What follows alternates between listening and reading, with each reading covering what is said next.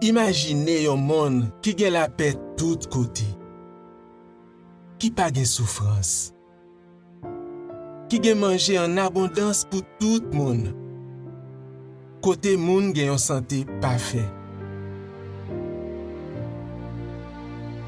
Mais qui j'ai un bel avenir comme ça qu'à possible? Li possible parce que Jésus est mort pour nous. Li te vin sous terre pour une raison. Pour le bailler la ville pour moun li remen yo. Nan nuit avant Jésus te mourir, li te mandé pour yo commémorer sacrifice li te bay la. Li te dit, continuez faire ça pour nous montrer nous sonjem.